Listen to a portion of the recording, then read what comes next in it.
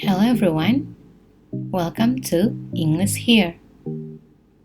Saat ini, kalian pasti sering membaca atau mendengarkan berita tentang perang Ukraina dan Rusia.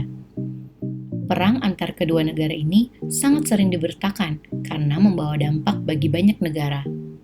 Nah, apakah kamu mengetahui semua kosakata yang digunakan dalam perang yang ada di berita? Di video kali ini, kita akan mempelajari istilah-istilah yang dipakai dalam perang, terlebih khusus di masa perang Ukraina dan Rusia. Langsung saja yuk kita pelajari bersama.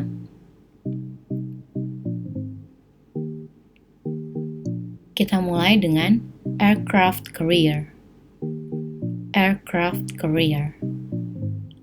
Arti dari aircraft carrier adalah kapal induk yang merupakan sebutan untuk kapal perang yang memuat pesawat tempur untuk mendarat dan lepas landas. Aircraft carrier. Berikutnya, area defense. Area defense, yang berarti jenis pertahanan yang berorientasi pada mempertahankan medan tertentu. Area defense.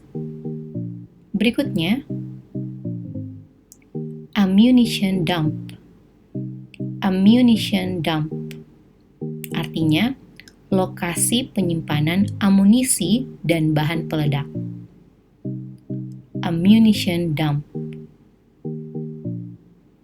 Berikutnya, assault.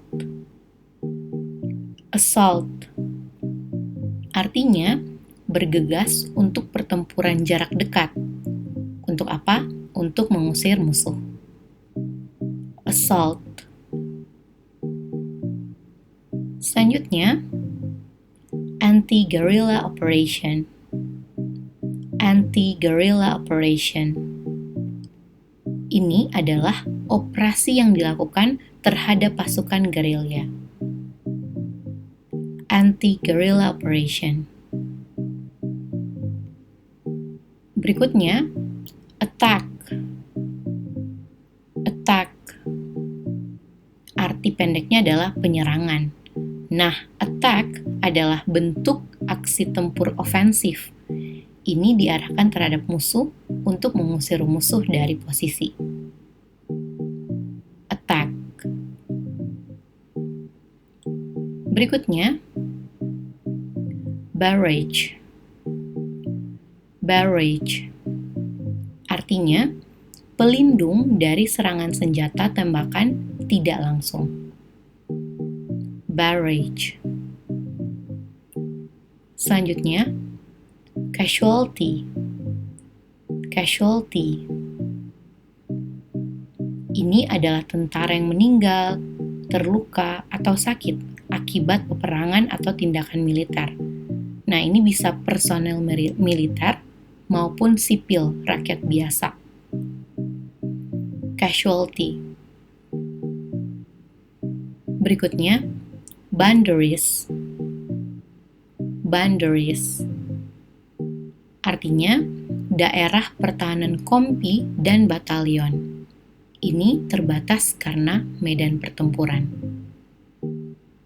Boundaries. Berikutnya, charge. Charge. Charge adalah bagian dari perintah untuk menyerang. Jadi kalau dibilang you are in charge, berarti kita diperintahkan untuk menyerang. Charge. Selanjutnya, caliber. Caliber. Ini adalah diameter peluru atau lubang pistol. Nah, biasanya waktu membicarakan kaliber atau diameter peluru ini dinyatakan dalam fraksi milimeter atau inci. Caliber. Berikutnya, checkpoint. Checkpoint. Ini adalah titik yang mudah diidentifikasi di medan perang. Digunakan untuk mengendalikan gerakan atau mengidentifikasi lokasi. Checkpoint. Berikutnya, chemical warfare. Chemical warfare. Ini adalah operasi militer yang melibatkan penggunaan bahan kimia yang dirancang untuk membunuh atau melumpuhkan musuh. Chemical warfare. Close combat. Close combat. Ini adalah pertarungan dengan tangan kosong atau pertarungan jarak dekat. Tidak ada menggunakan senjata apapun. Close combat. Selanjutnya, civic action. Civic action. Menggunakan kekuatan militer pada proyek-proyek yang bermanfaat bagi penduduk sipil atau pembangunan ekonomi di wilayah tertentu. Civic action. Berikutnya, constraint. Constraint. Ini merupakan persyaratan yang membatasi strategi atau taktik yang dapat digunakan pada perang. Jadi persyaratan yang membatasi. Constraint. Clandestine. Clandestine. Kegiatan militer yang dimaksudkan untuk dirahasiakan atau disembunyikan. Clandestine. Counterattack. Counterattack. Kata ini sering ya kita dengarkan dalam game-game online. Artinya adalah serangan yang dilakukan sebagai tanggapan terhadap serangan balik. Jadi kalau ada penyerangan terhadap kita, terus kita serang balik, itu namanya counterattack. Sebelum kita lanjut, kalian bisa cek website English Here dengan mengetik english-here.com untuk mengetes pemahaman bahasa Inggris kalian berdasarkan level, juga pilihan topik yang beragam. Selanjutnya, the day. The day. Ini mengacu pada hari H atau hari di mana operasi dimulai atau akan dimulai. The day. Berikutnya, deployment. Deployment. Ini adalah pergerakan pasukan untuk menempatkan pasukan di lokasi tertentu atau memposisikan pasukan untuk tindakan cepat. Deployment.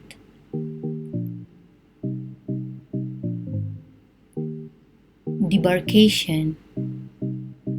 Debarkation adalah proses pembongkaran peralatan, perlengkapan, atau pasukan, baik dari pesawat udara maupun dari kapal.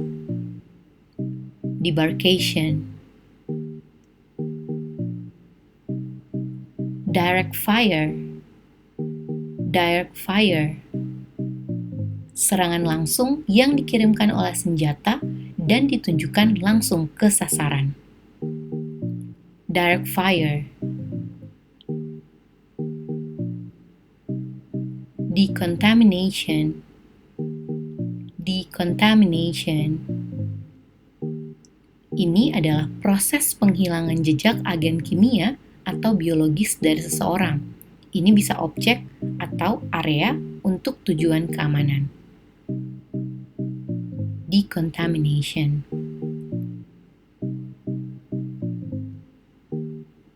Dump.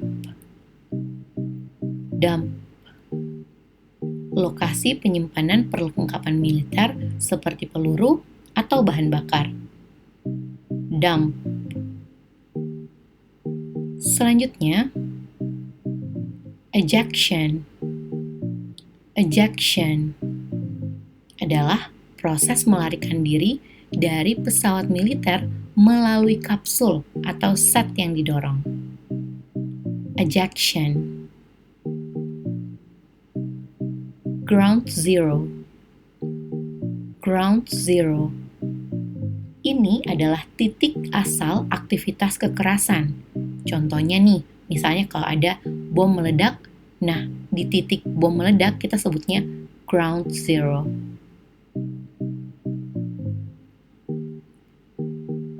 Evacuation. Evacuation.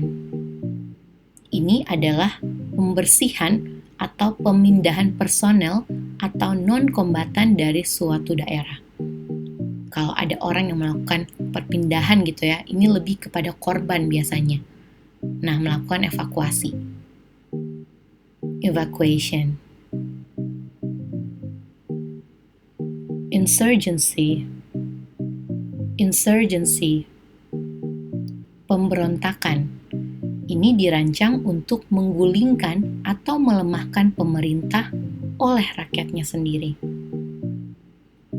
Insurgency. Fleet.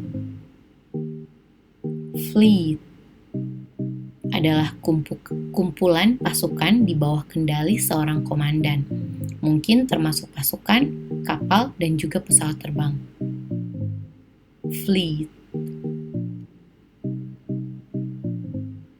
Insurrection. Insurrection. Pemberontakan terhadap pemerintah sendiri. Hampir sama ya dengan insurgency. Insurrection. Berikutnya, killing zone. Killing zone. Daerah di mana pasukan militer berusaha memaksa musuh untuk dihancurkan. Jadi tempat pembunuhan, tempat menghancurkan musuh ini namanya killing zone. Occupation. Occupation. Situasi di mana wilayah tertentu sedang dikendalikan oleh kekuatan asing. Occupation. Logistics. Logistics. Proses perencanaan dan pelaksanaan gerakan pasukan. Logistics.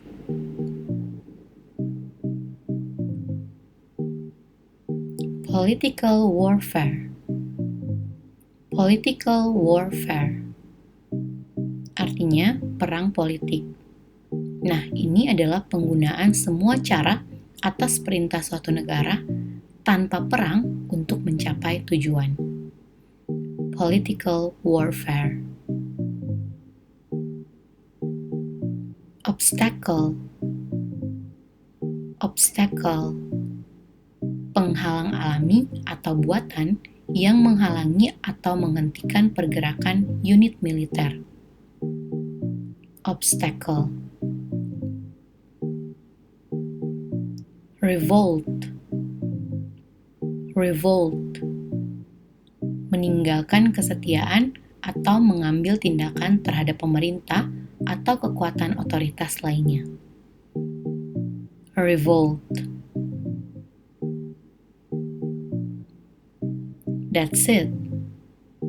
Dari semua istilah yang kamu pelajari hari ini, apa saja istilah yang benar-benar baru kamu ketahui dalam dunia perang?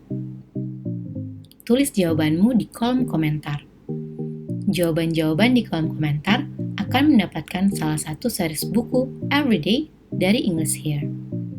Dimulai dari Everyday Tenses, Everyday Question and Answer, Everyday Vocabulary, Everyday Conversation, Everyday Alphabetical Idioms, Everyday Common Mistakes, dan Everyday Tips and Tricks.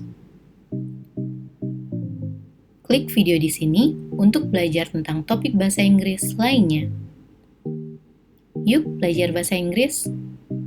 Greetings from English Here.